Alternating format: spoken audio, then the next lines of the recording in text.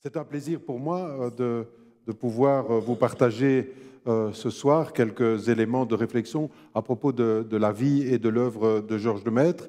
Et si j'ai choisi d'emblée cette image qui vient de l'Agence spatiale européenne, c'est pour dire que Lemaître est aujourd'hui, plus qu'il y a quelques années, vraiment reconnu comme l'un des pionniers de la cosmologie contemporaine. Ce grand professeur de Louvain est aujourd'hui reconnu pour vraiment avoir ouvert des portes dans la cosmologie physique qui est la nôtre aujourd'hui.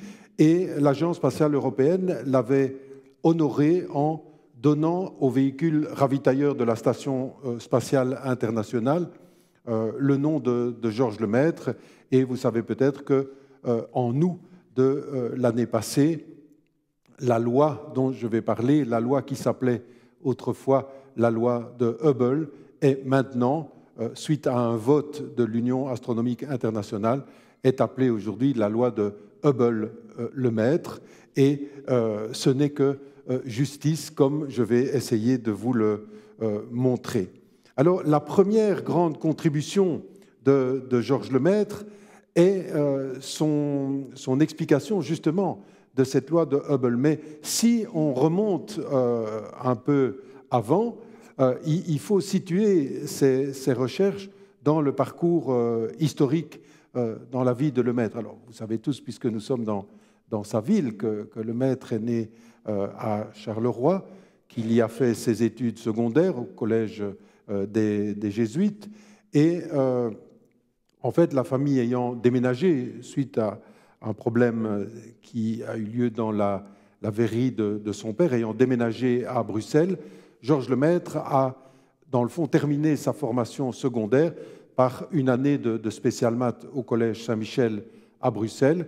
Et là, il sera fort marqué par une personnalité étonnante, le père Bosmans, qui était à la fois un mathématicien, un très bon mathématicien, mais aussi un spécialiste de l'histoire des mathématiques. Et Georges Lemaître en gardera quelque chose pour son enseignement. Alors, après sa spéciale maths, Georges Lemaître passe le concours pour les écoles d'ingénieurs à Louvain et fait les 3 ans de candidature pour les ingénieurs civils, car d'une certaine manière, je ne veux pas dire qu'il se destinait, mais on le destinait plutôt dans sa famille à devenir, évidemment, comme on est à Charleroi, ou comme il venait de Charleroi, comme ingénieur des mines. Mais en fait, si l'on regarde les notes de Georges Lemaître en fonction du temps, et on peut le faire en regardant dans les archives à Louvain, on s'aperçoit que ces notes en ingénieur civil diminuent graduellement en fonction des années. Visiblement, les sciences appliquées ne sont pas, si vous voulez, son intérêt premier. Alors, pendant qu'il était chez les Jésuites à Charleroi, aux alentours de 16 ans, dit-il, il a pratiquement le même mois ressenti un double appel, un appel à la recherche scientifique et aussi un appel à la vocation sacerdotale. Et ces deux appels, il les suivra jusqu'à la fin de sa vie, sans, comme nous le verrons, sans jamais confondre indûment ces deux chemins vers la vérité, comme il le disait.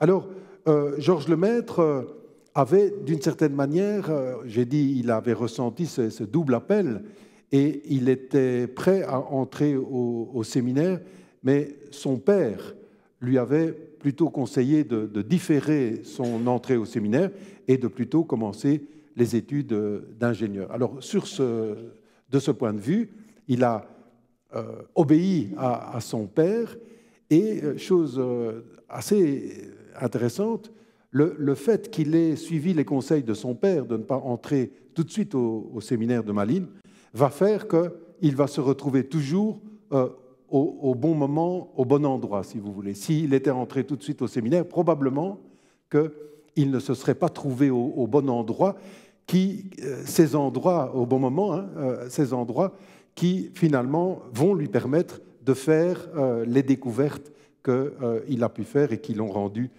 célèbre. Alors, Georges Lemaître, à la fin de sa 3e candidature d'ingénieur, en fait, est prêt à partir en vacances, dans le Tyrol d'ailleurs, avec son frère, mais la Première Guerre mondiale éclate, et tout de suite, avec son frère, il se porte volontaire. On voit ici à droite une photo extraite des albums de famille de la famille Lemaître. Eh bien, avec son frère, il se porte volontaire, d'abord dans l'infanterie, et puis comme il est candidat ingénieur, il est versé dans l'artillerie. Et pendant la guerre, Georges Lemaître ne va pas du tout rester inactif d'un point de vue intellectuel. Longtemps, on est resté sans information sur la période de la guerre, et puis petit à petit, à partir peut-être de 2000, un certain nombre d'archives sont revenues à la surface, entre autres des cahiers de notes de soldats qui se trouvaient avec Georges Lemaître sur le front de l'Isère. Et ces carnets sont très, très intéressants parce qu'ils révèlent quelque chose de la personnalité de Lemaître et de l'importance de ce temps, qui est le temps de guerre, et qui est un temps de maturation intellectuelle et spirituelle qu'on pourrait peut-être comparer aux écrits du temps de la guerre de Théard de Chardin, période pendant laquelle Théard avait forgé son système. Chez Lemaître, c'est un peu quelque chose de similaire.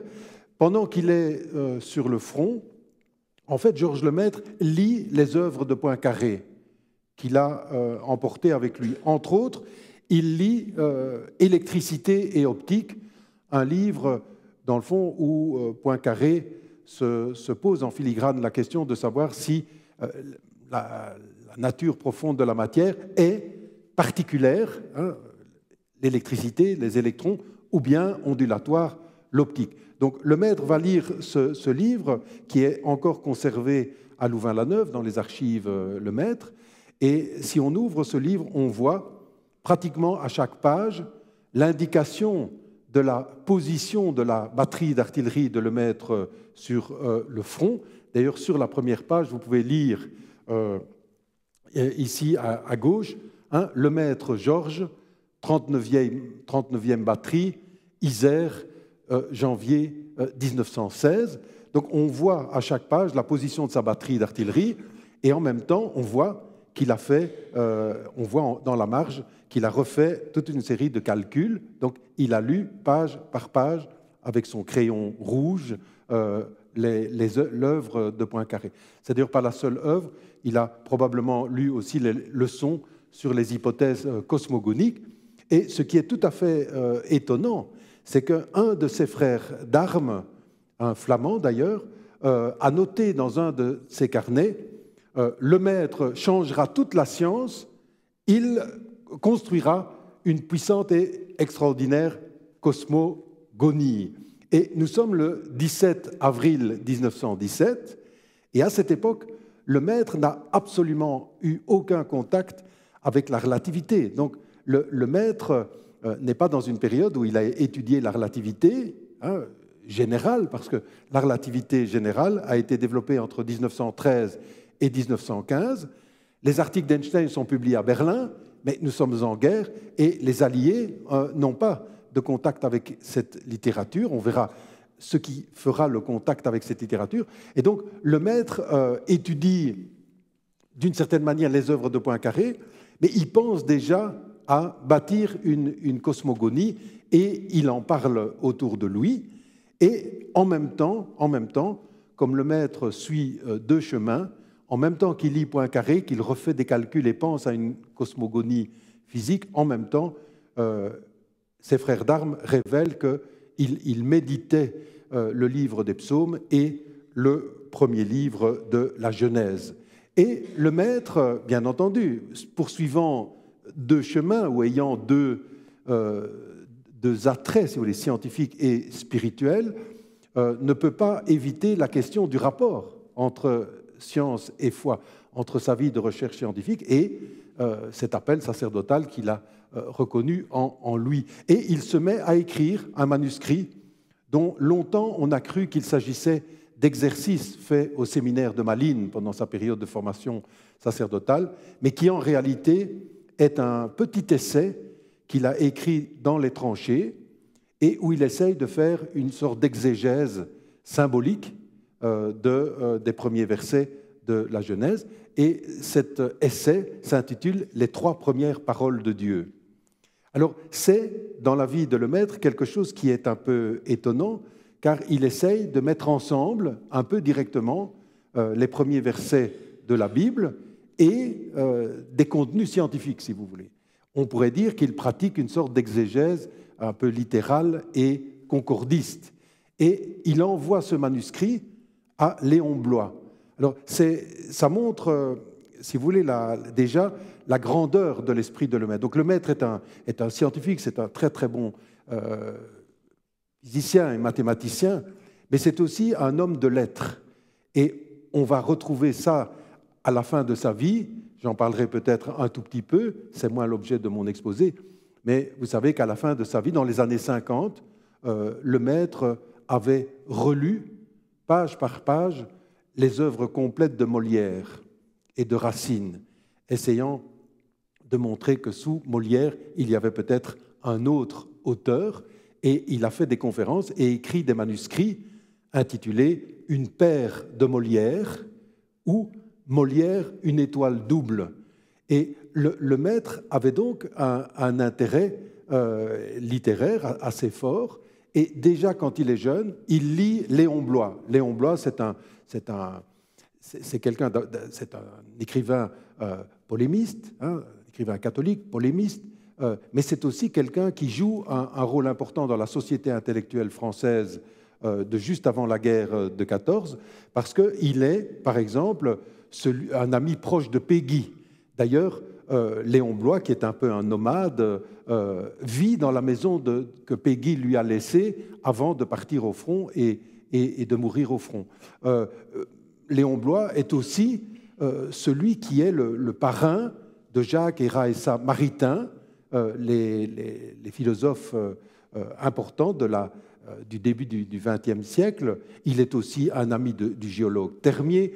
On pourrait dire aujourd'hui, c'est un homme qui est vraiment au centre d'une vie intellectuelle intense. Eh bien, il faut imaginer Lemaître dans la tourmente de l'Isère, parce que Lemaître, quand on regarde la photo de Lemaître là, et qu'on s'y connaît un peu en histoire militaire, on voit que Lemaître porte les chevrons du front sur le bras gauche. Ça veut dire que par année passée vraiment au front, il recevait cette distinction. Et donc Lemaître n'était pas à l'arrière, il était vraiment avec la batterie très très près du front.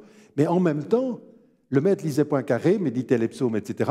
Et je me souviens que quand j'avais commencé à m'intéresser à l'histoire de Lemaître, j'avais rencontré une personne qui était relativement âgée dans les années 90, dont le père avait combattu avec Georges Lemaître et qui me disait qu'entre 2 tirs d'artillerie, Georges Lemaître se réfugiait dans un trou d'obus pour aller lire des œuvres scientifiques ou littéraires. Et de fait, Lemaître faisait venir de Paris les œuvres de Léon Bloy et lisait Léon Bloy. Une fois qu'il a écrit son essai sur les premières paroles de Dieu, eh bien, Lemaître a envoyé cet essai à Léon Bloy, et Léon Bloy l'a fait venir à Bourg-la-Reine, dans cette petite maison que vous voyez là, qui est le long du RER B, qui n'existe plus, mais si vous allez voir, à l'adresse, il y a une plaque disant « Ici, c'était la maison de Péguy ». Et en fait, c'est assez intéressant parce que donc, Lemaître est allé juste avant la mort de Léon Bloy et il lui a présenté son exégèse. Vous voyez, il lui a présenté, il lui a dit voilà ce que j'ai écrit sur les manières de mettre en concordance l'écriture sainte et la science.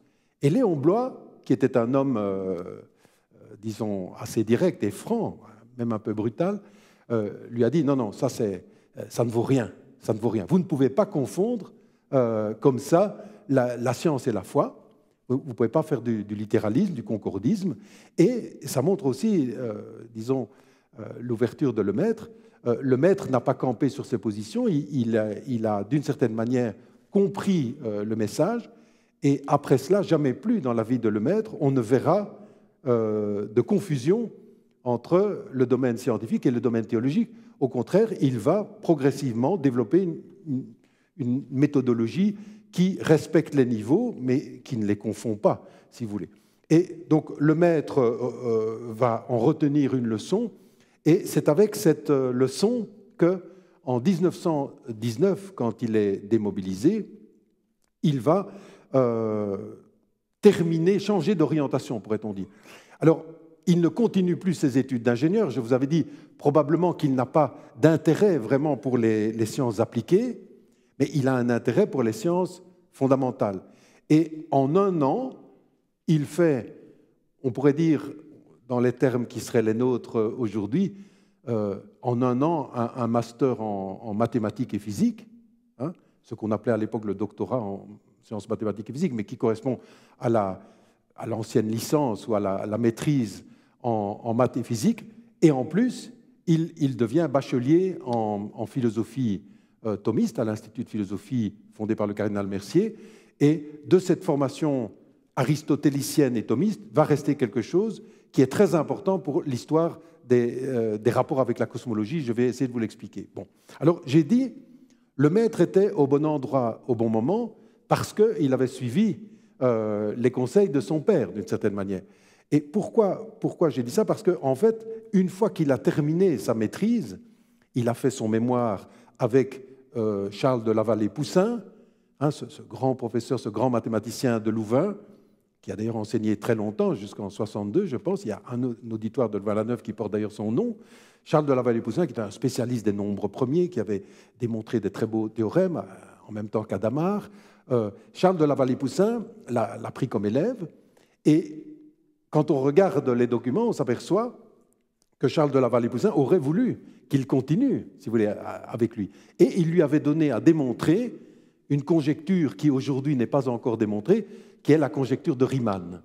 Donc elle n'est toujours pas démontrée. Mais au bout de 2 mois, le maître est revenu chez Charles de Lavallée-Poussin et lui a dit « Je ne suis pas parvenu, vous voyez, à démontrer cela. » Et je me souviens que René Lavandôme, qui était un grand mathématicien à Louvain, hein, mais qui a été l'élève de Lemaître, m'avait raconté que, de fait, Lemaître racontait que Charles de Lavallée-Poussin lui aurait dit « Si vous n'êtes pas capable de démontrer la conjecture de Riemann, alors faites plutôt de la géométrie du triangle. » Et en fait, Georges Lemaître n'a pas continué dans les mathématiques pures, parce que probablement que ce n'était pas non plus ça son intérêt scientifique. Ce qui l'intéressait beaucoup plus, c'était l'astronomie et la physique, si vous voulez, plus que les mathématiques pures.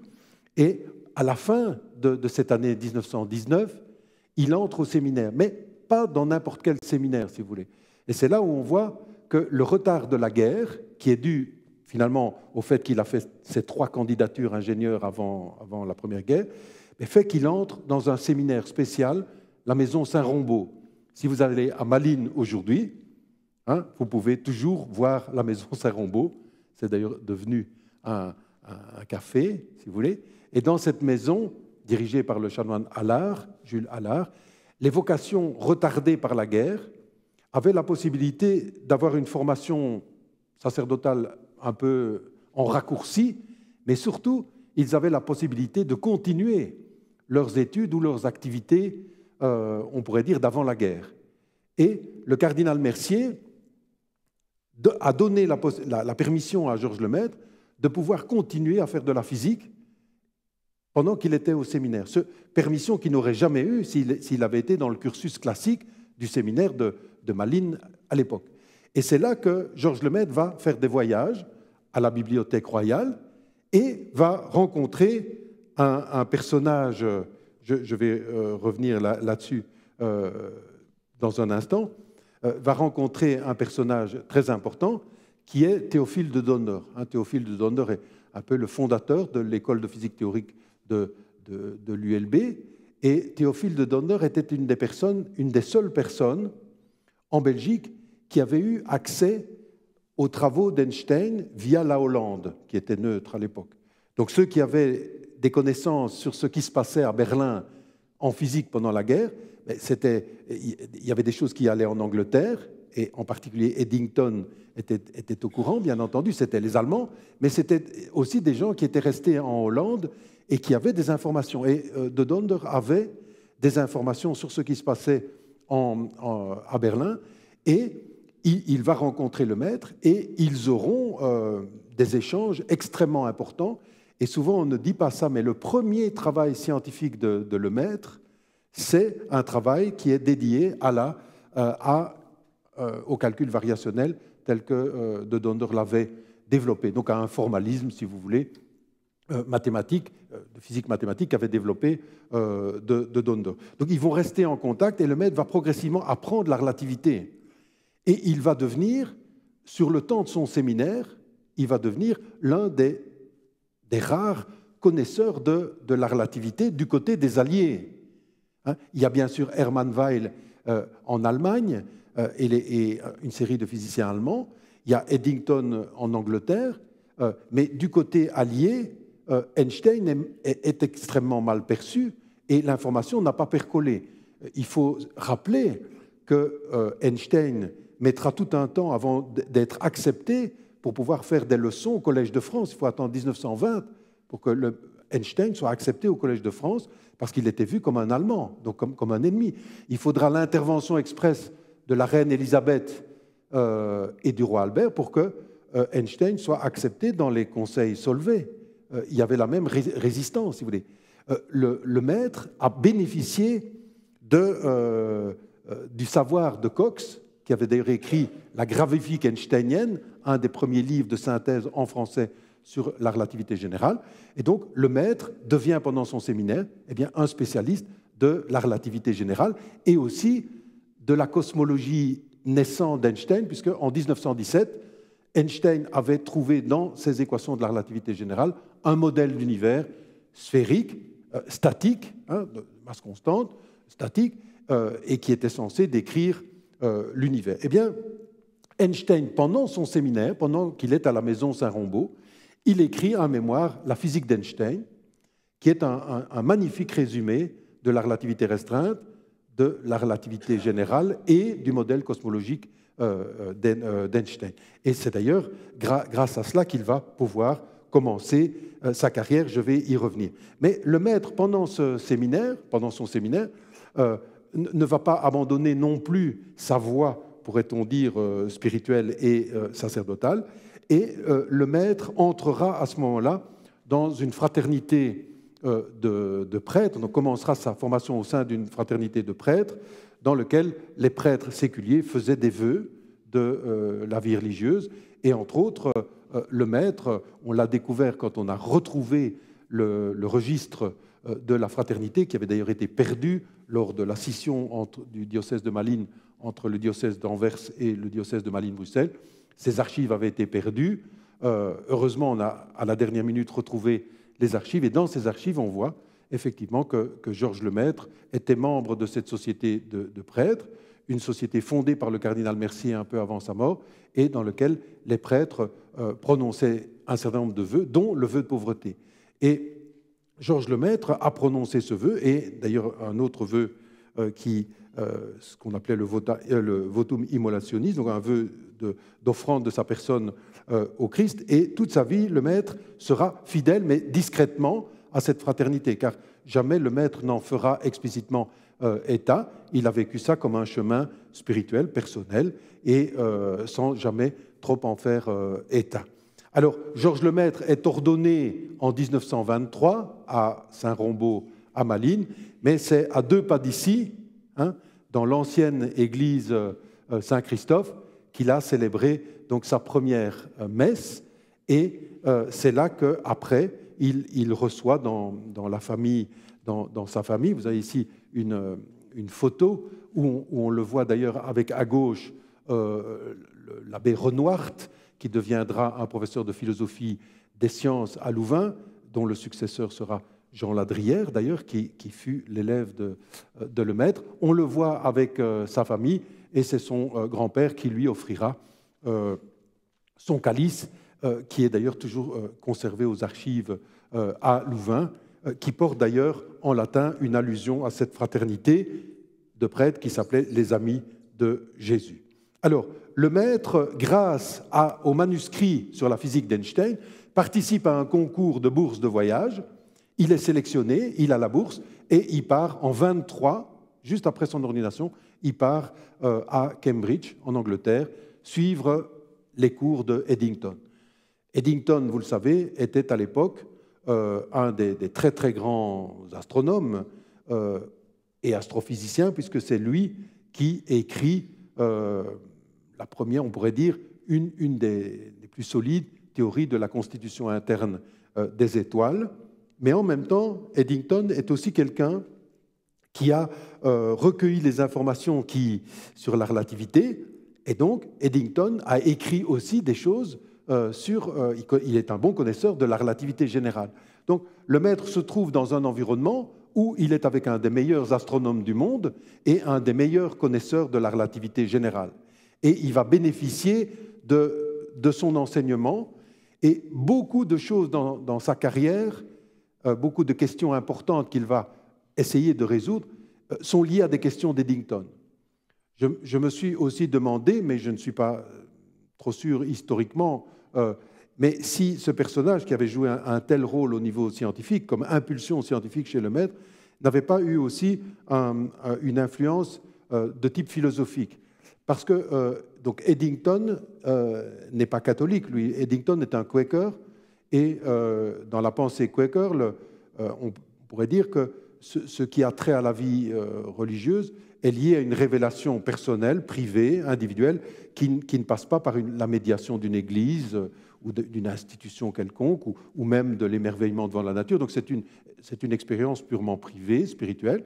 Et donc Eddington séparait de manière très claire ce qui avait trait à la vie spirituelle et ce qui avait trait aux sciences. En plus, Eddington, philosophiquement, était plutôt kantien, et vous savez que Kant établit des distinctions très nettes entre ce qui relève de la science des phénomènes, la critique de la raison pure, la science des phénomènes, et puis ce qui relève des questions d'ordre éthique, la critique de la raison pratique, ou ce qui relève des questions métaphysiques. Et donc, Eddington était quelqu'un qui refusait la confusion, si vous voulez.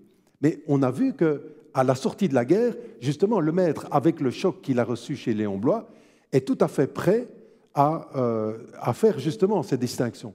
Alors, je n'ai jamais retrouvé, on n'a pas pu retrouver jusqu'à présent, des marques de cette influence, mais il n'est peut-être pas impossible que le maître se soit retrouvé dans un milieu qui correspondait à cet esprit-là, et que ça l'ait conforté aussi dans cette claire distinction épistémologique entre l'ordre scientifique et l'ordre métaphysique. Alors, le maître réside pendant un an, une grosse année, dans le St. Edmund House, qui est maintenant St. Edmund College, elle existe toujours aujourd'hui, et le maître va aussi assister à d'autres cours.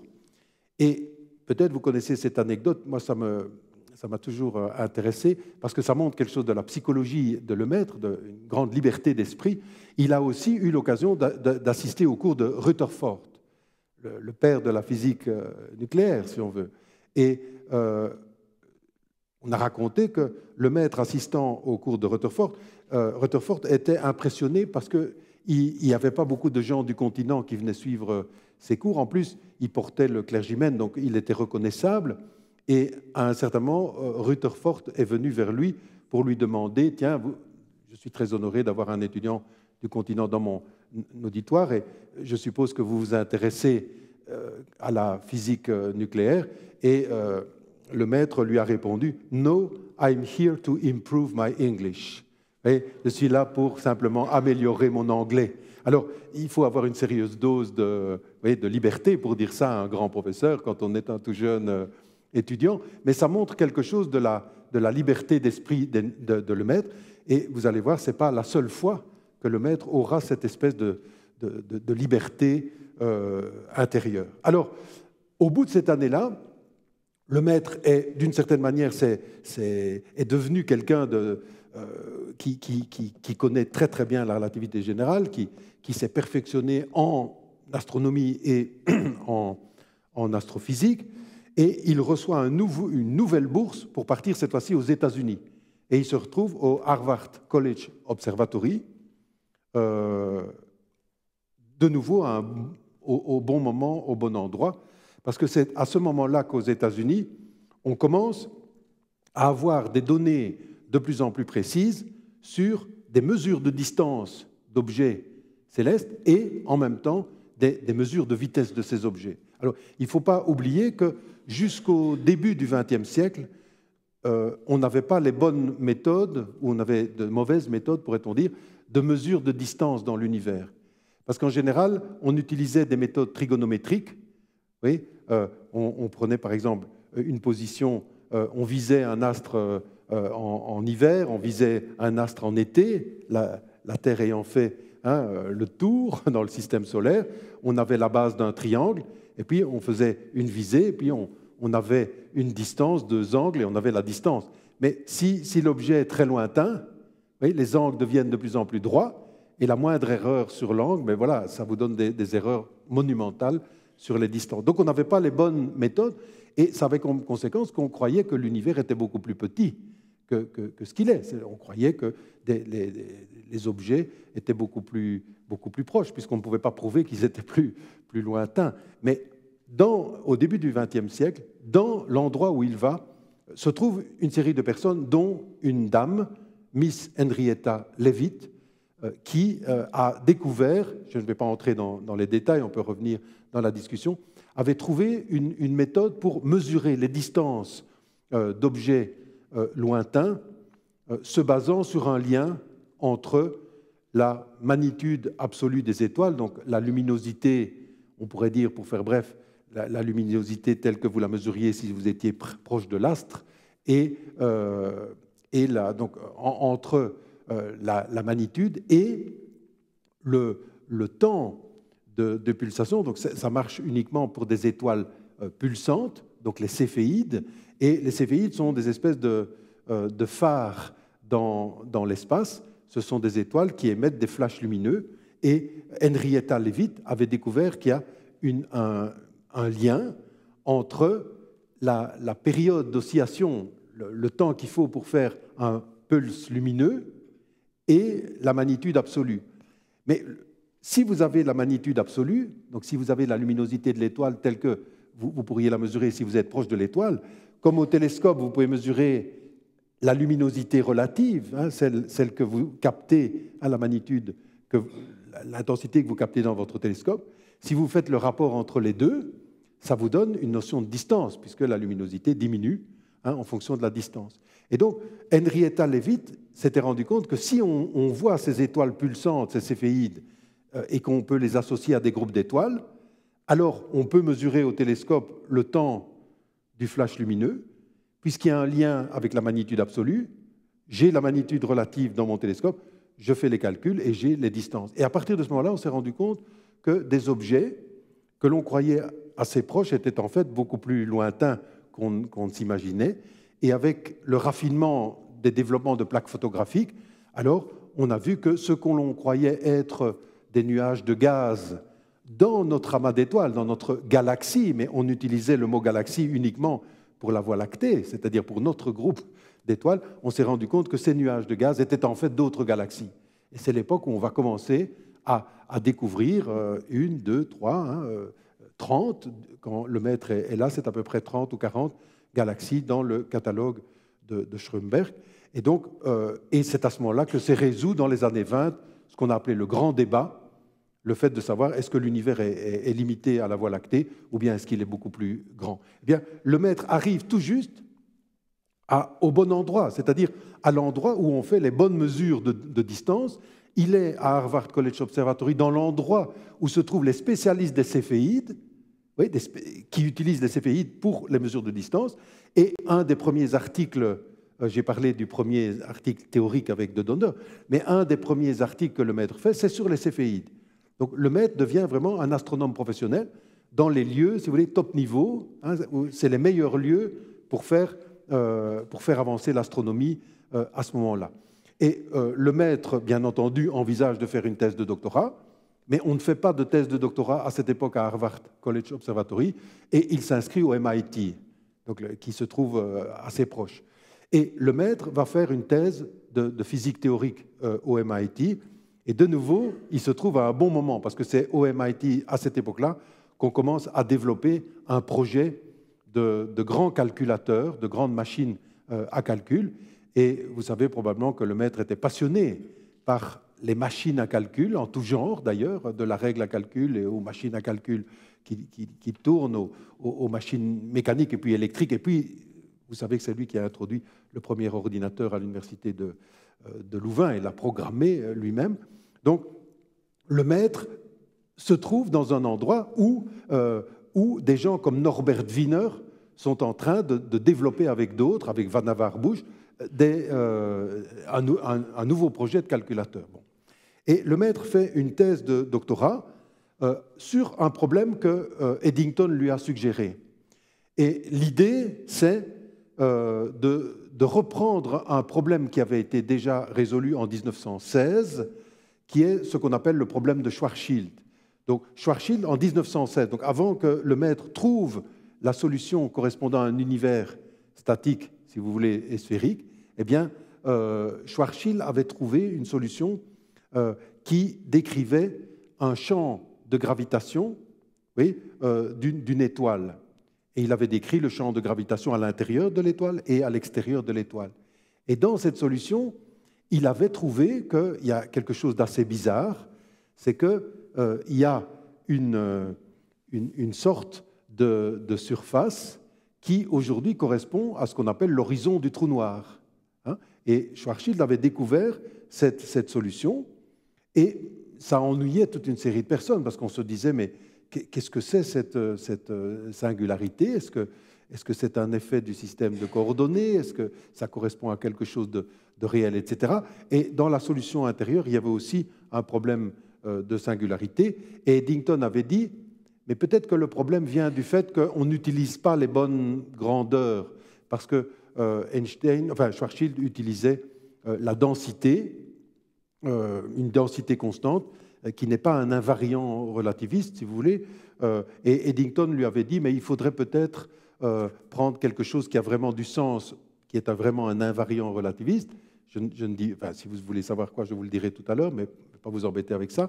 Mais en fait, en prenant ça, ça correspondait à calculer le champ de gravitation d'une étoile qui est en fait remplie d'un fluide inhomogène. Et en essayant de trouver des solutions à ce problème-là, il entend répondre à la question d'Eddington qui lui disait « Mais si vous faites ça, alors peut-être que les singularités vont disparaître, vous allez pouvoir évacuer ces singularités qui nous embêtent. » Et le maître fait les calculs et il trouve que non, on ne parvient pas à évacuer la singularité. Mais ce qu'il trouve, et c'est là que ça va donner à penser pour la suite, il découvre en faisant la résolution de ce problème, qu'il y a deux solutions limites qui apparaissent. Une solution, oui, il étudie le champ de gravitation d'un corps sphérique, mais si on fait grandir le rayon, on pourrait couvrir tout un univers sphérique, si vous voulez. Et il retrouve la solution de la cosmologie d'Einstein de 1917. Et en même temps, il trouve aussi une autre solution qui avait été trouvée aussi en 1917, c'est le cas d'un univers dans lequel il n'y a pas de matière. Donc il essaye tous les cas et il trouve qu'il y a une solution qui correspond à l'univers d'Einstein, hein, le fluide qui remplit, la sphère devient tout l'univers, le fluide qui est inhomogène peut être pris homogène, et on trouve la solution d'Einstein. Mais d'autre part, on trouve aussi une solution qui avait été trouvée par De Sitter, l'astronome hollandais de Leyde, qui avait trouvé une solution de l'équation d'Einstein correspondant à un univers, mais dans lequel il n'y a pas de matière. D'accord ? Et le maître trouve les deux dans sa thèse. Et il trouve un moyen de les relier, parce qu'il s'agit de deux cas limites de son calcul. Et naît l'idée qu'on pourrait peut-être avoir une sorte de lien, d'interpolation entre les deux solutions. Mais à cette époque-là, il pense seulement de cela d'un point de vue statique. Mais à l'époque, on est confronté à un problème d'observation. Oui, j'ai dit, à ce moment-là, quand le maître arrive aux États-Unis, c'est à ce moment-là où on mesure les distances des galaxies, de ce qu'on va appeler des galaxies, on appelle ça encore des nébuleuses, mais en même temps, on mesure leur vitesse. Et ce qu'on voit, c'est que, en fonction de la distance, les nébuleuses lointaines ont une vitesse de plus en plus grande, une vitesse proportionnelle à leur éloignement, et cela dans la même vitesse dans toutes les directions, vous voyez, suivant la distance. Donc, il y a quelque chose d'étonnant, c'est que les galaxies nous fuient dans toutes les directions avec une vitesse qui est proportionnelle à leur éloignement. Mais comment pouvait-on expliquer une telle chorégraphie organisée des nébuleuses? D'une certaine manière, c'était un peu bizarre, puisque c'est comme si on était au centre de l'univers et on voyait tous les corps qui s'éloignent de vous à des vitesses proportionnelles à l'éloignement. Et personne à l'époque, on a découvert ça de façon observationnelle, mais aucun des grands physiciens théoriciens, Einstein, Eddington, etc., personne, même Hubble au niveau astronomique, personne n'avait la solution. Et on commence à réfléchir. Et le maître, qui a étudié différentes solutions des équations d'Einstein, je vous ai dit, il a trouvé une solution qui correspond à l'univers de De Sitter. Or, cet univers de De Sitter, c'est un univers vide. Alors, on pourrait dire, mais il n'a aucun intérêt physique, puisqu'il n'y a pas de matière dedans. Mais l'intérêt, c'est que De Sitter avait remarqué que si on introduisait dans cet univers deux petites particules de matière, alors ces particules de matière s'éloigneraient, s'éloigneraient de plus en plus. Or, un certain nombre d'astronomes, dont Silberstein et d'autres, commencent à se dire mais il y a peut-être là-dedans une possibilité d'expliquer les observations. Et Einstein, le maître rencontre cet astronome Silberstein qui lui dit « Tiens, peut-être que dans l'univers de De Sitter, il y a quelque chose d'intéressant pour penser ce phénomène. » Et le maître écrira des papiers sur l'univers de Sitter. Et vous voyez ce qu'il dit, je vous traduis, hein, l'effet Doppler. Alors pourquoi il parle d'effet Doppler? Parce que comment mesurait-on la vitesse des objets galactiques, hein? Eh bien, on mesurait cela en mesurant le décalage du spectre lumineux des galaxies vers le rouge ou vers le bleu. Alors vous avez entendu parler de l'effet Doppler. Quand une moto ou une ambulance vient vers vous, le son paraît plus aigu, et quand elle s'éloigne, le son paraît plus grave. Plus aigu dans la lumière, c'est plus bleu. Plus grave dans la lumière, grande longueur d'onde, c'est plus rouge. Donc, en faisant la supposition que les étoiles émettent à peu près tous la même lumière, je décompose cette lumière dans un prisme et je caractérise la luminosité qui me vient spectrographiquement, la luminosité qui vient des étoiles. Bon, je prends le spectre et je m'aperçois que plus les galaxies sont lointaines, plus le spectre lumineux est décalé vers le rouge. Et le décalage, qui est comme un effet Doppler sonore, hein, le décalage vous donne une mesure de la vitesse. Et ici, le maître, dans une note au Journal of Mathematical Physics en 1925, il dit, vous voyez, l'effet Doppler a la valeur numérique donnée par Silberstein. C'est cet astronome qui lui a suggéré ça.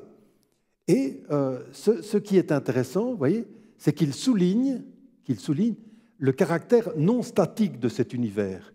Oui, c'est un univers vide, mais il a une sorte de... Il fait semblant d'être en expansion, si vous voulez. Il n'y a rien dedans, mais s'il y avait quelque chose dedans, il serait comme un univers en expansion. Et ça, c'est intéressant, parce qu'en fait, Silberstein, lui, il a pensé à ça, mais en fait, c'était un astronome qui s'était assez bien trompé, parce qu'il confondait dans ses observations ce qui est une galaxie et un amas globulaire. Donc un amas qui se trouve à l'intérieur d'une galaxie. Et donc, certains amas globulaires avançant vers nous, si vous voulez, il y avait des décalages vers le bleu, il tenait compte de décalages vers le bleu, donc de corps qui venaient vers nous, et de décalage vers le rouge de galaxies. Et il mélangeait un peu les deux. Bon, on ne peut pas lui reprocher, parce que c'était les erreurs de l'époque. Mais donc, en fait, Silberstein se disait, peut-être que l'univers est en expansion ou en contraction.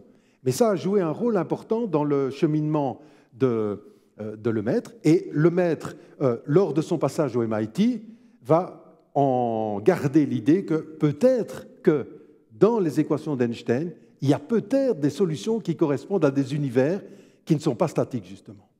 Or, à l'époque, les gens ne les avaient pas encore totalement trouvés, sauf un, Friedman, mais le pauvre Friedman, qui avait mathématicien et aussi météorologiste, avait trouvé dans les équations d'Einstein des solutions qui correspondaient à des univers qui grandissaient ou qui se condensaient, si vous voulez, hein, en expansion ou en contraction. Il avait envoyé son papier à Berlin, et c'était malheureusement Einstein qui l'avait reçu. Et Einstein, pour des raisons a priori, si vous voulez, peut-être techniques, mais aussi philosophiques, avait refusé totalement de publier en disant « il y a une erreur, il y a sûrement une erreur, dans mes équations, il n'y a pas ce genre de solution ». Après, on s'est rendu compte que Einstein n'avait pas fait les calculs, et quand il va faire les calculs, il va se rendre compte que de fait, il y a des solutions comme cela, mais pourquoi avait-il une telle réaction? On le saura un peu plus tard. C'est parce que Einstein avait un présupposé philosophique de type spinoziste. C'est là où, vous voyez, cosmologie et philosophie, de temps en temps, se mêlent et s'entremêlent, comme on a dit dans le titre de la conférence. Hein. Einstein disait, l'univers, c'est la nature en totalité, et pour Spinoza, la natura, la nature en totalité, ben, c'est l'être parfait. D'ailleurs, il l'appelle Deus sive natura, Dieu à savoir, ou bien la nature.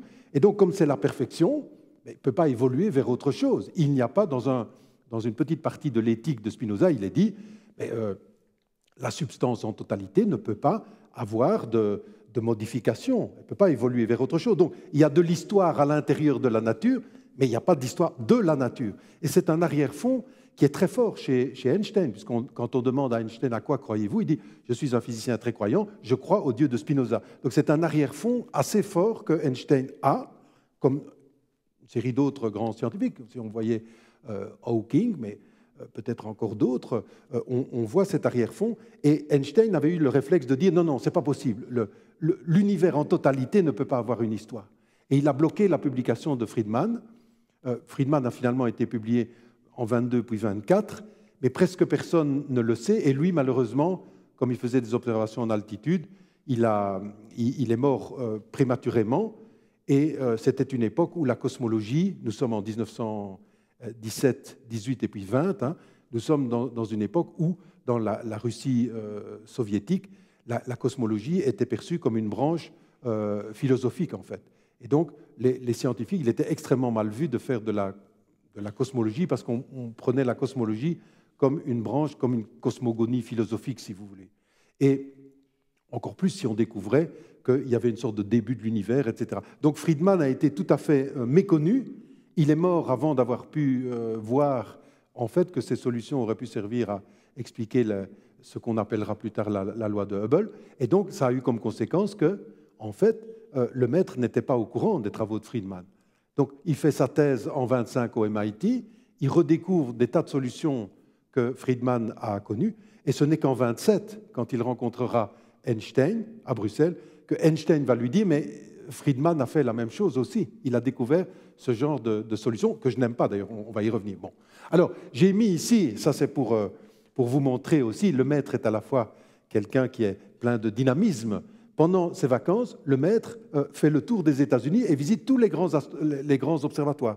Donc, il est au Harvard College Observatory, mais en train, parce qu'à l'époque, ça se fait en train. Il va à Yerkes, il va au Canada dans un observatoire, il redescend au Lick Observatory, et puis il va au Mont Wilson. Et là, le Mont Wilson, ça c'est l'observatoire top niveau, où on fait des mesures sur les distances des objets. C'est le lieu où il va rencontrer des équipes qui ont les bonnes données. Il passe à Lowell chez Slipher, qui est le spécialiste de la mesure des vitesses. Et puis, vous voyez, il repasse, il fait tout ça en train. Alors vous allez dire, comment vous savez qu'il a fait ça en train? Parce que Georges Lemaître envoyait régulièrement à sa maman des cartes postales. Et pour notre plus grand bonheur d'historien, et ceux qui sont intéressés à Georges Lemaître, on peut encore consulter les albums de sa maman.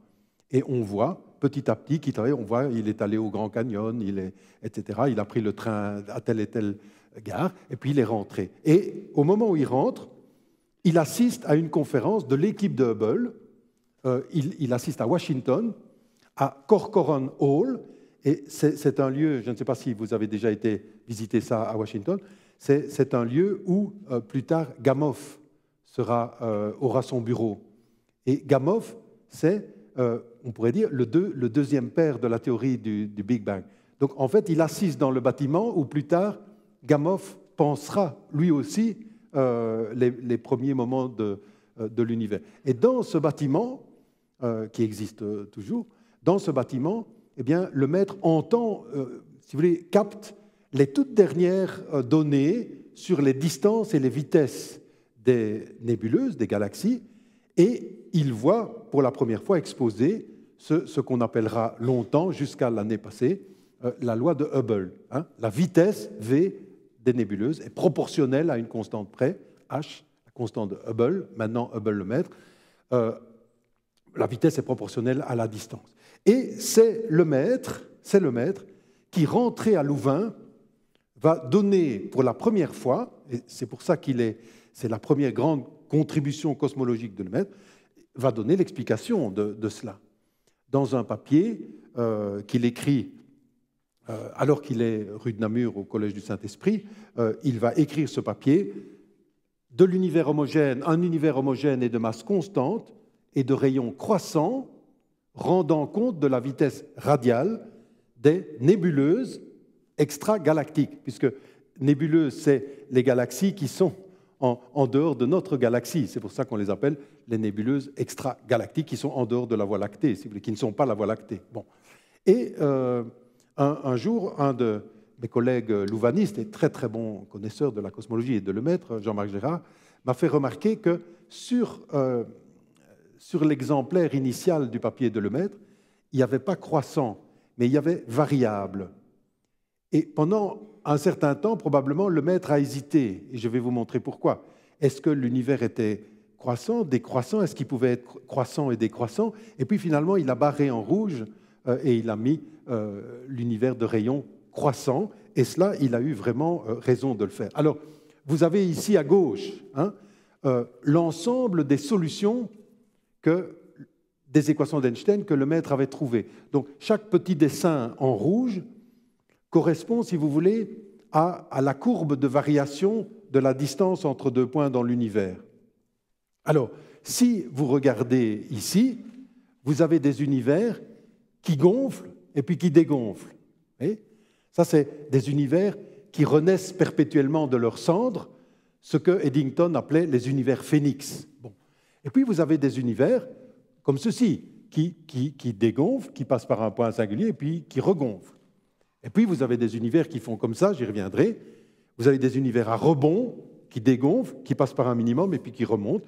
Et puis, vous avez cette solution-ci, une solution d'un univers qui a une courbe exponentielle et qui correspond à ça. Donc, horizontalement, en abscisse, c'est le temps qui s'écoule. En ordonnée, verticalement, c'est la distance entre deux points dans l'univers. Et ce que Lemaître va faire, donc l'originalité de Lemaître, c'est pas d'avoir fait des observations astronomiques, puisqu'il les récolte aux États-Unis, c'est pas non plus d'avoir inventé le cadre théorique, puisque ça, c'est la relativité générale. Mais l'idée géniale de Lemaître, et il est le premier à le faire et le seul à son époque, parce que Friedman a trouvé les solutions, mais il n'a pas les données astronomiques. Hein.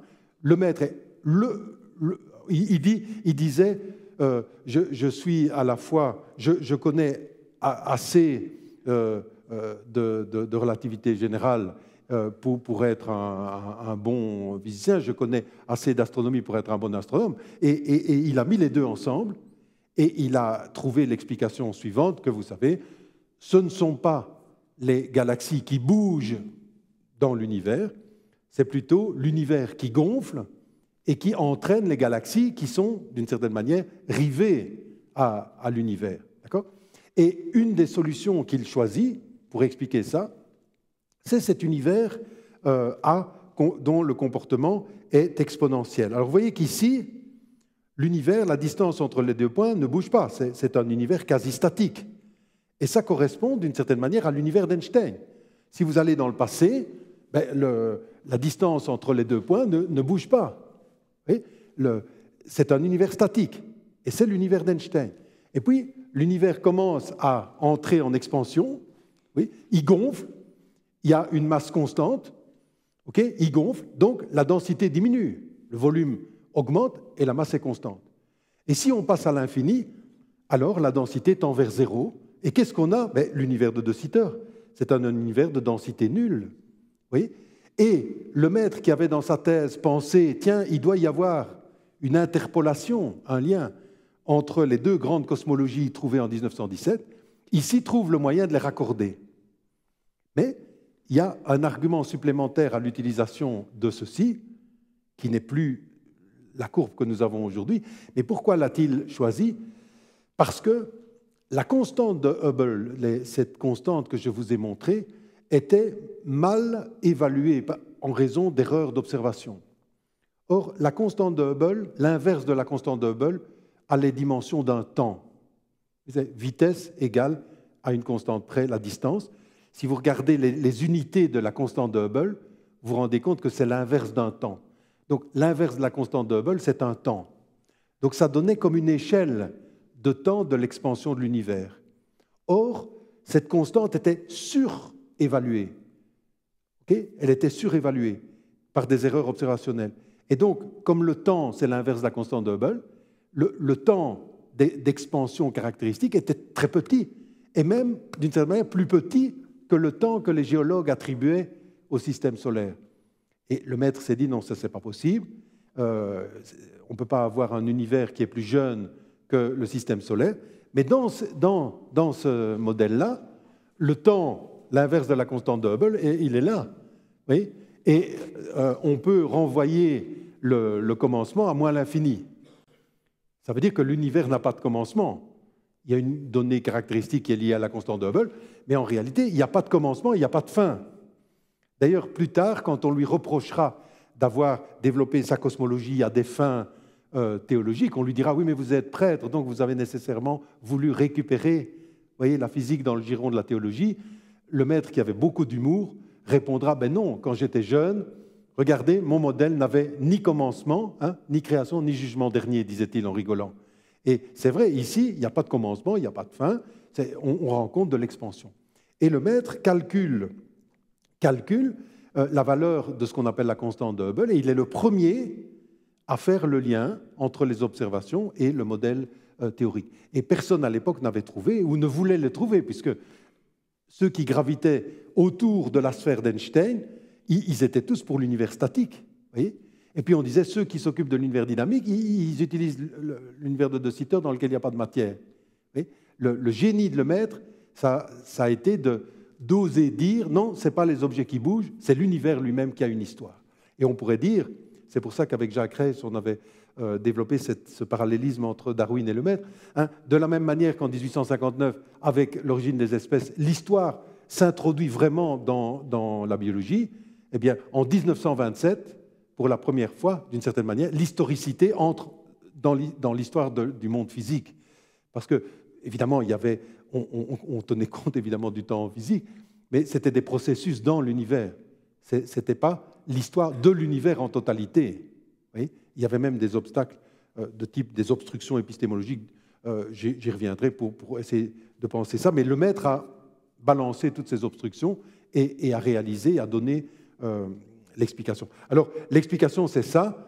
Donc, l'univers gonfle, c'est comme si on avait une trame qui se dilate, et les objets qui sont liés à la trame, donc les points, gardent toujours les mêmes coordonnées, si vous voulez, les points, mais ce qui se passe, c'est que la trame, l'univers est en expansion, on peut même avoir un univers infini dans toutes les directions, c'est la distance entre les points qui bougent, et donc ce qui se passe simplement, c'est ceci, c'est l'univers qui bouge, et si vous vous mettez en un point, celui-là, celui-là, celui-là, etc., vous voyez la même chose autour de vous, vous voyez les objets qui s'écartent de vous de la même façon dans toutes les directions, et quand on calcule avec la vitesse proportionnelle à l'éloignement.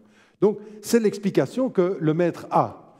Et on pourrait dire qu'il est très content, bon, et il se fait que 1927, c'est aussi le moment où il y a un conseil Solvay à Bruxelles, près de la gare de Luxembourg, dans le parc.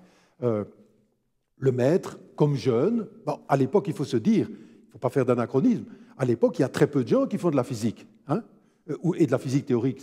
Aujourd'hui, on dirait, mais il y a plein d'étudiants. Mais non, ce n'était pas courant d'avoir des étudiants en physique théorique. Donc, le cercle des chercheurs est relativement petit. Et donc, il y a un grand conseil, et regardez qui est présent.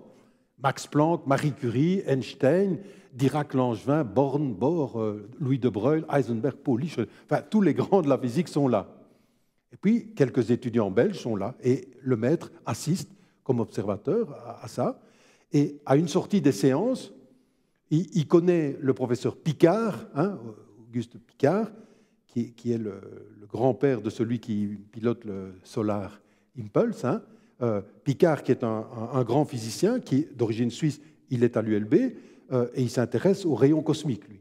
Donc à ces rayons de très haute énergie que l'on captait avec des ballons en haute altitude. C'est d'ailleurs pour ça que Picard était un spécialiste de l'exploration en haute altitude avec des ballons. Et Picard lui dit, tiens, venez avec moi dans un taxi, parce que le professeur Einstein, on veut visiter mon laboratoire, je veux faire visiter mon laboratoire au professeur Einstein, si vous voulez, venez. Et donc, vous connaissez probablement, c'est une histoire que tout le monde connaît, dans le taxi qui lui mène au Solbosch, eh bien, le maître se risque à dire à Einstein, est-ce que vous avez vu ou lu mon papier de 1927 ? Alors, souvent, les gens disent, je ne sais pas si c'est parce que c'est une revue belge, etc., mais les gens disent, mais c'est une légende, les gens disent, le maître avait publié en français dans une obscure revue que personne ne lisait. Bon, en réalité, ce n'est pas vrai, parce qu'à l'époque, on ne publiait pas autant en anglais qu'on ne publie maintenant. Beaucoup de gens connaissaient le français, y compris en Allemagne et dans les pays de l'Est, et la revue qui est les Annales de la Société scientifique n'était pas du tout une revue obscure, c'était une revue qui était diffusée dans tous les observatoires du monde. Et Einstein avait de fait lu l'article qu'un ami lui avait montré. Et donc, il connaissait cet article. Donc, Einstein avait lu l'article de Lemaître. Et il lui dit, vous vous rappelez peut-être, cette phrase, « Vos calculs sont corrects, mais votre physique est abominable. » Alors, pourquoi lui dit-il ça? Donc, il se rend compte que, de fait, c'est correct. Il a une explication. Mais pourquoi c'est abominable? C'est abominable parce que ça va contre la philosophie d'arrière-fond qu'il a. C'est pas possible, même si les calculs sont corrects, ça ne colle pas avec une philosophie d'un univers qui est une substance statique qui n'a pas d'histoire. Elle ne peut pas avoir d'histoire. Il dit non, ça c'est pas possible, c'est pas possible. Et là-dessus, Picard, qui voit un jeune, imaginez, un jeune qui commence à expliquer quelque chose au prix Nobel, etc., ça commence à dégénérer. Picard, apparemment, c'est le maître qui l'a raconté, a commencé à parler en allemand. Comme le maître ne possédait pas l'allemand courant, si vous voulez, il a dû se taire. Et pendant 3 ans, les gens ne vont pratiquement plus entendre parler de la solution de Lemaître, puisque quelqu'un d'aussi prestigieux que Einstein avait dit « mais non, ça ne compte pas ». Oui, si aujourd'hui on entendait un prix Nobel qui disait « mais non, ça, ce genre de calcul, ça ne vaut rien », etc., les jeunes diraient « bon, on ne va pas suivre cette voie-là, les spécialistes ont dit ». Et c'est là qu'on voit, oui, il faut une dose de courage intellectuel et de certitude. Oui, Lemaître ne s'est pas découragé, il n'a pas dit, il n'a pas abandonné, non, il a tracé sa voie malgré les critiques d'Einstein et cette espèce de froid avec Picard. Ceci dit, peut-être que parfois je dis aux étudiants ça parce que c'est la seule chose peut-être qu'ils retiennent de mon cours. Il faut savoir que donc Picard, c'est aussi celui qui a servi à Hergé comme modèle pour le professeur Tournesol. Donc ça, c'est quand même quelque chose d'important pour nous. Voilà. Alors, ceci, ça montre le caractère visionnaire de Lemaître. Ça, c'est les données sur lesquelles Lemaître a travaillé. Ici, distance des galaxies, ici, vitesse. Et les points que vous avez, c'est les données des astronomes au moment où Lemaître commence à regarder ça. C'est le catalogue de Strömberg, un catalogue de galaxies avec distance et vitesse. Regardez la dispersion des points. D'accord? On comprend que le maître se soit dit comment il faut mettre la droite. Ce n'est pas nécessairement évident, non? On pourrait se dire comment on doit la mettre. Et le maître, finalement, en révision, a dit non, non, non, c'est une expansion. Mais en 1929, voilà que Hubble publie ces données et on voit que, effectivement, les données se resserrent et on a une dépendance linéaire entre la vitesse et les distances. Bon. Mais le maître n'est toujours pas connu. On ne le considère pas. Et en 1930, son professeur Eddington, qu'il aime bien par ailleurs, écrit quelque part à la suite d'une réunion scientifique en Angleterre, il faudrait quand même qu'on trouve une solution à cette chorégraphie des galaxies. Et le maître reçoit les comptes rendus de cette réunion à Louvain et il dit « mais c'est pas possible, quoi. Ça fait 3 ans que moi j'ai la solution et en plus je vous ai envoyé le papier ». Et Eddington, qui est un homme intègre, bon, etc., il dit « effectivement, vous me l'avez envoyé, je ne l'ai pas lu ». Il le lit et il découvre qu'il y a là-dedans la solution à ce phénomène de récession des nébuleuses, comme on disait. Et à partir de ce moment-là, Eddington va faire la publicité. Il va écrire à Leyde, à De Sutter, en disant « mais vous savez, j'ai ici quelqu'un qui a trouvé les solutions ». Et il va commencer à populariser totalement les œuvres, enfin la découverte de Lemaitre. Et Eddington demande à Lemaitre de publier son papier. Et c'est une controverse qui a eu lieu il y a 2-3 ans. Dans le papier, dans la traduction anglaise du papier de Lemaitre, curieusement disparaît la partie la plus originale qui est le calcul de la constante de Hubble, si vous voulez.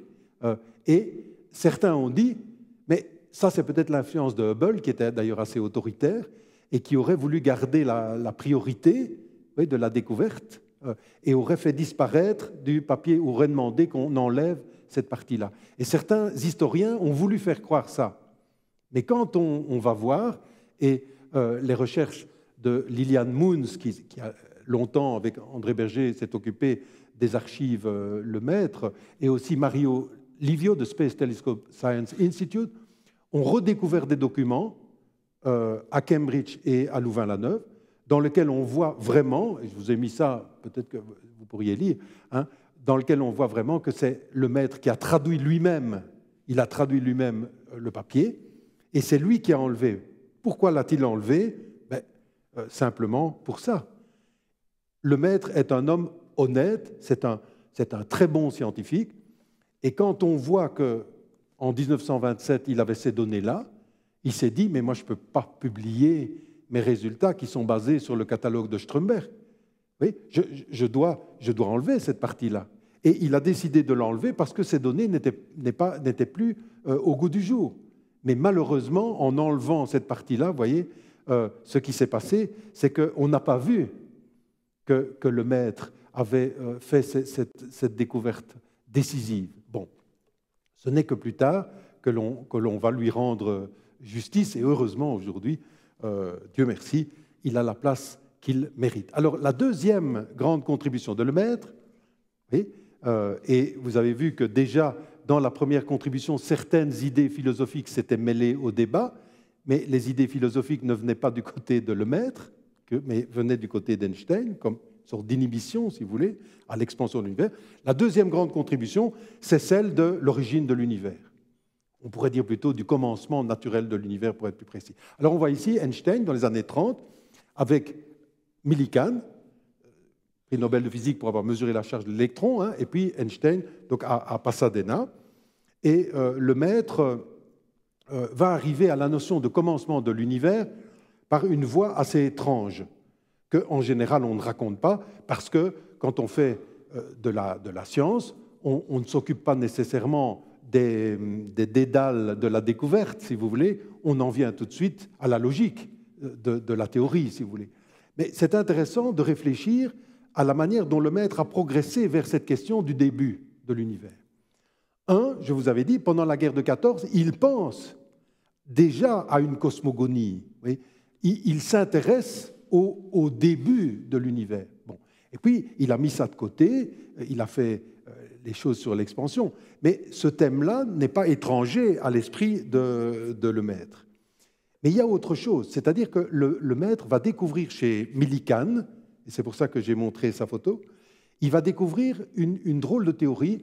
Oui, Millikan, quelque part, voulait éviter les conséquences du second principe de la thermodynamique, qui conduisait à une mort thermodynamique de l'univers, si vous voulez.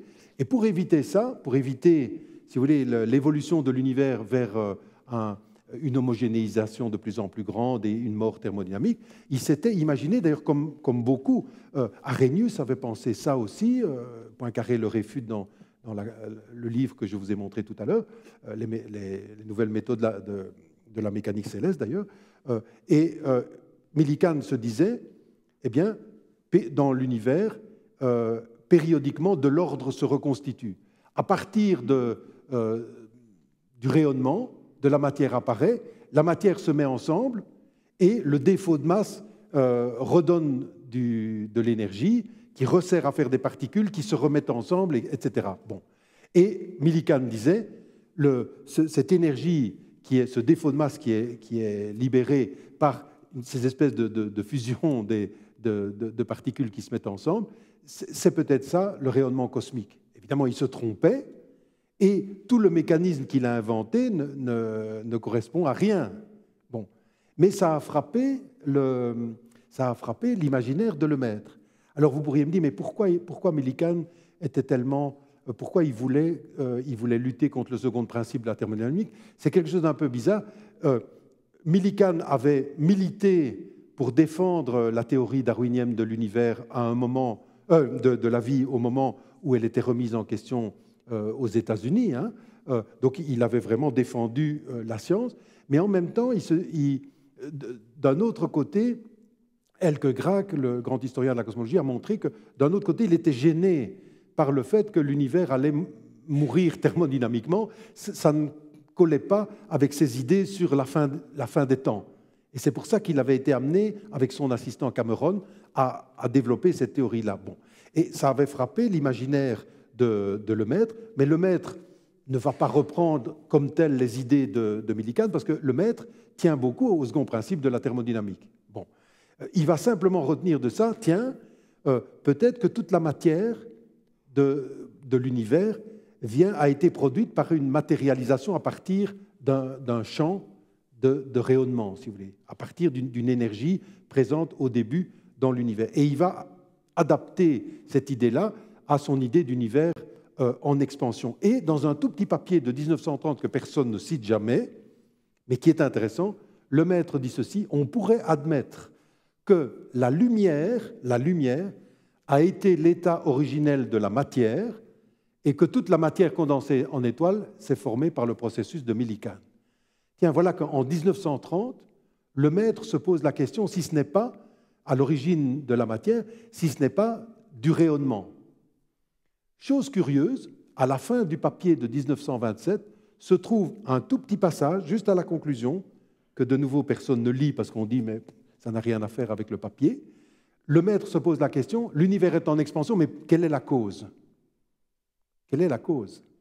Et Lemaître suggère, en conclusion du papier de 27, que c'est peut-être la pression de radiation.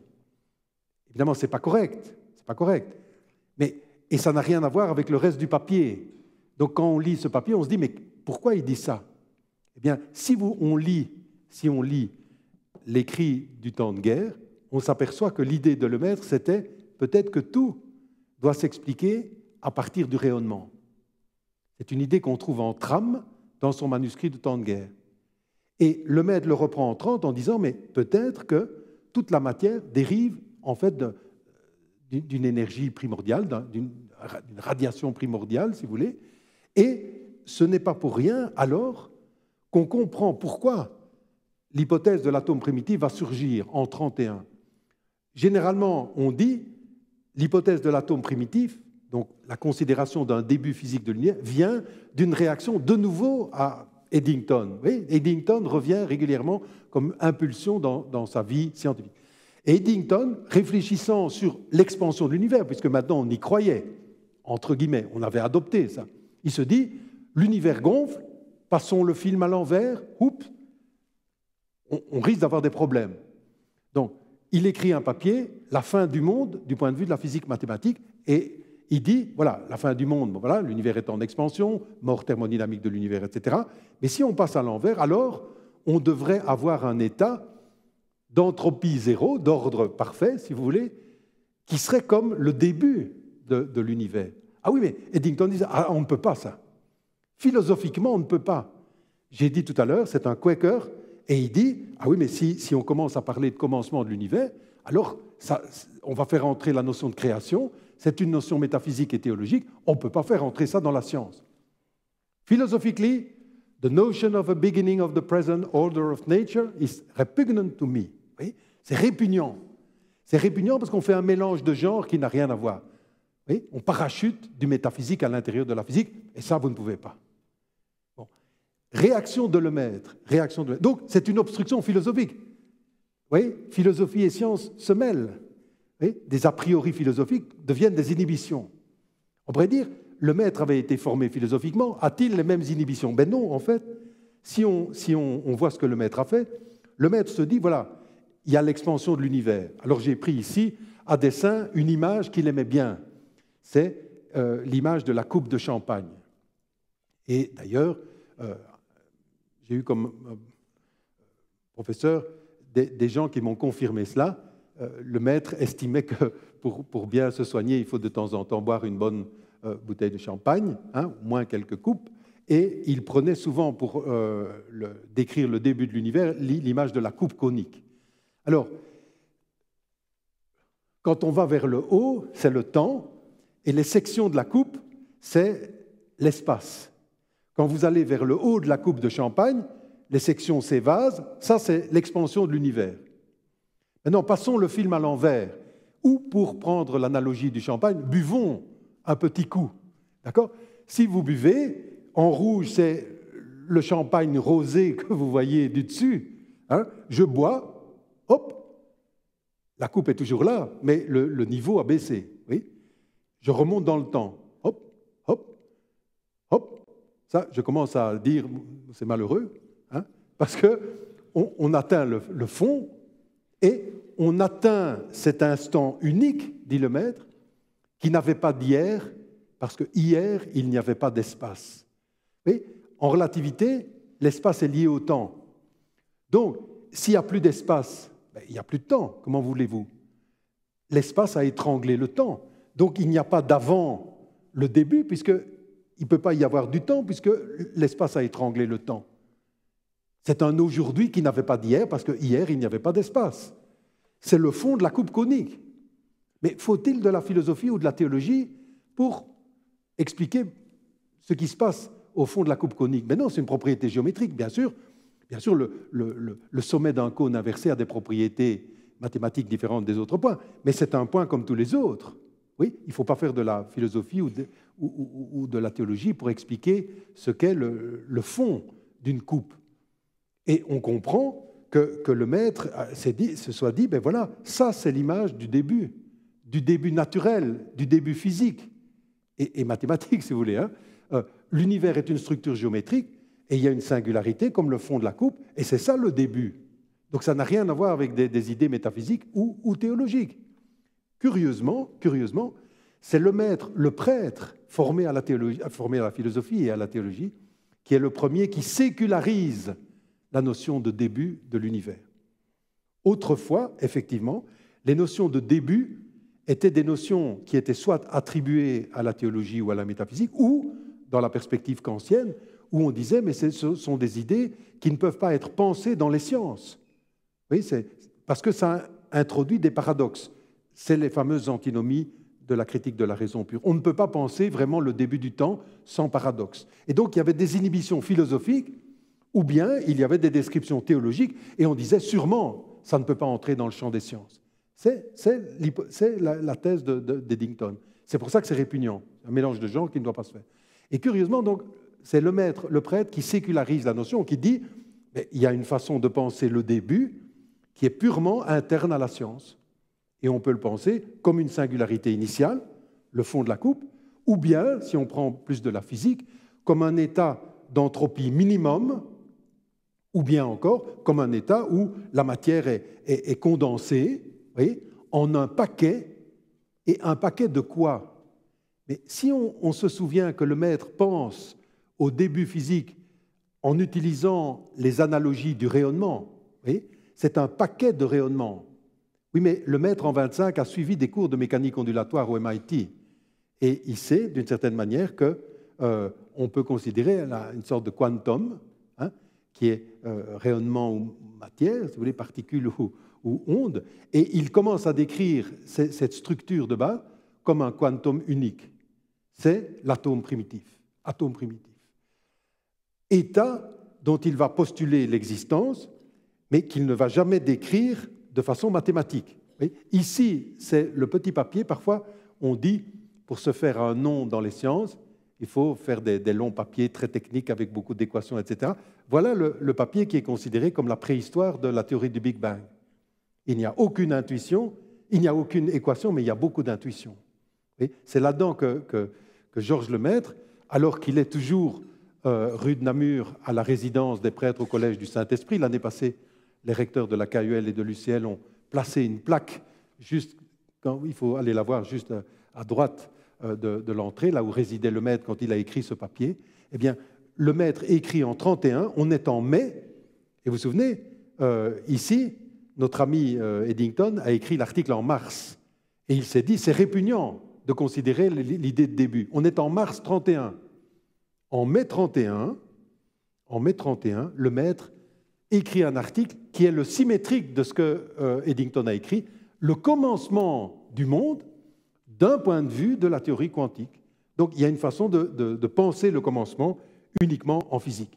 À la fin de cet article, il avait écrit une petite ajoute qu'il a supprimée lors de la publication de l'article, et cette ajoute était la suivante, qui est très intéressante pour nous d'un point de vue philosophique. Je pense que quiconque croit en un être suprême soutenant chaque être et chaque action, donc un Dieu créateur, croit aussi que Dieu est essentiellement caché et peut se réjouir de voir comment la physique actuelle fournit un voile cachant la création.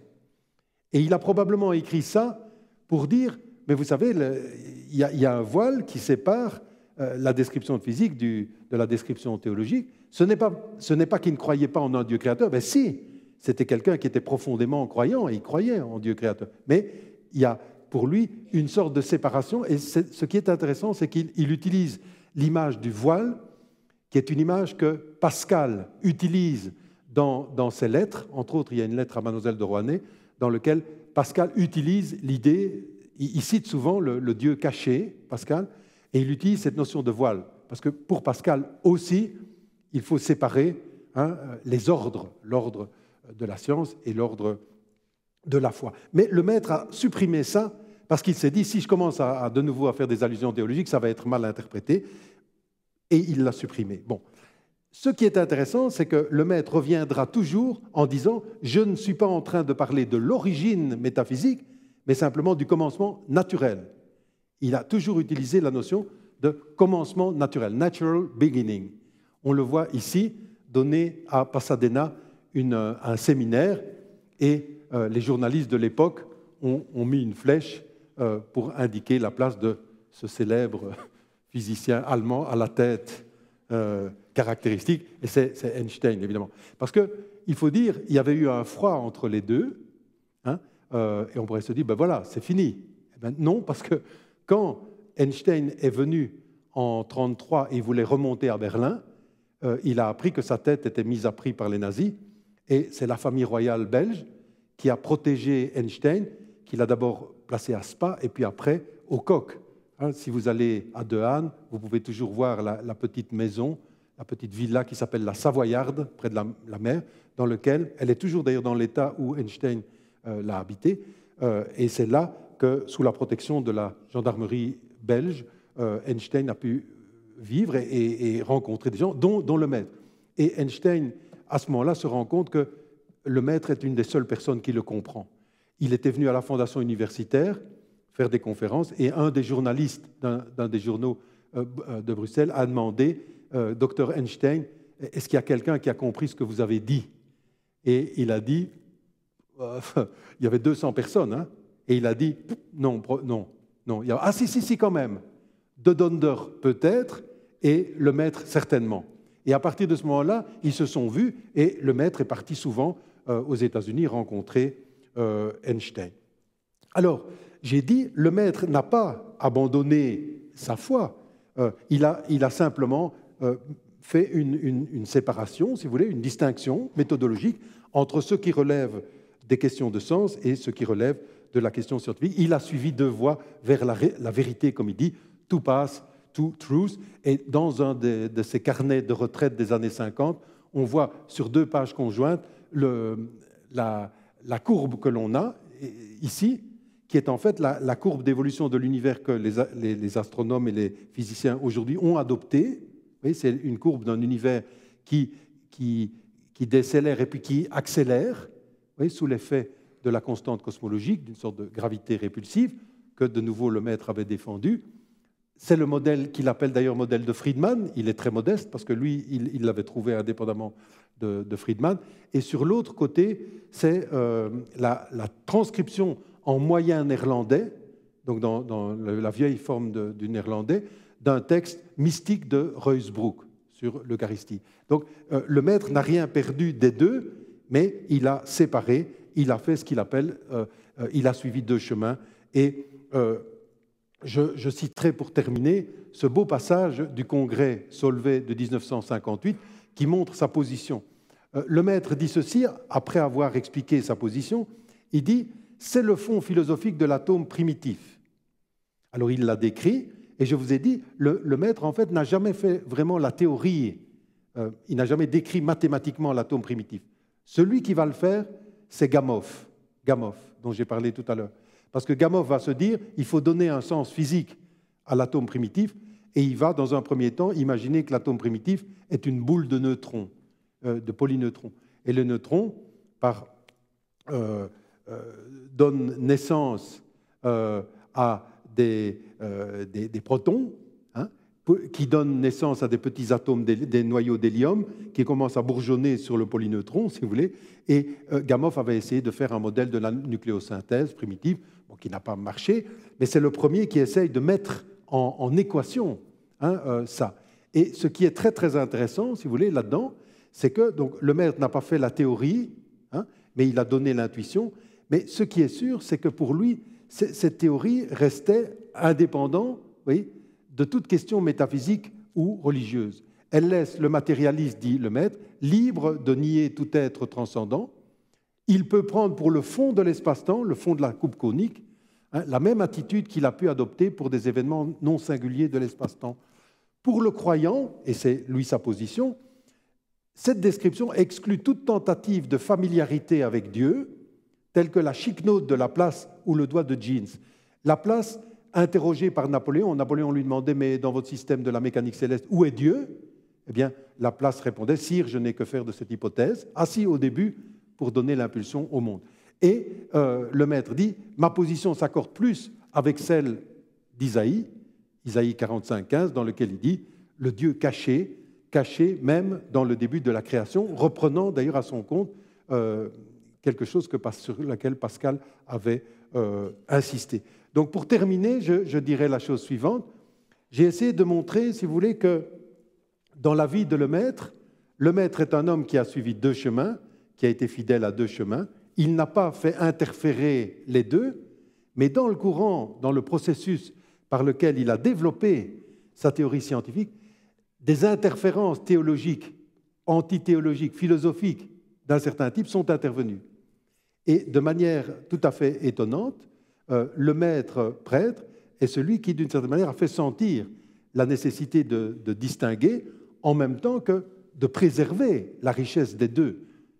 Et je pense que pour aujourd'hui, c'est un message que le maître, qu'on pourrait garder de Georges Lemaître, à la fois de préserver les richesses de ce qui nous est apporté par les traditions philosophiques ou théologiques, en même temps de ne pas récupérer ou tordre la science, mais de s'ouvrir aux vérités qu'elle nous apporte, sans contorsion, sans récupération, mais en préservant ce qui fait la richesse des deux. Donc ce message que le maître a fait passer dans son hypothèse de l'atome primitif est encore un message qui épistémologiquement peut être pour nous porteur d'un certain intérêt et d'une certaine richesse au niveau de la pensée. Je vous remercie de votre patience.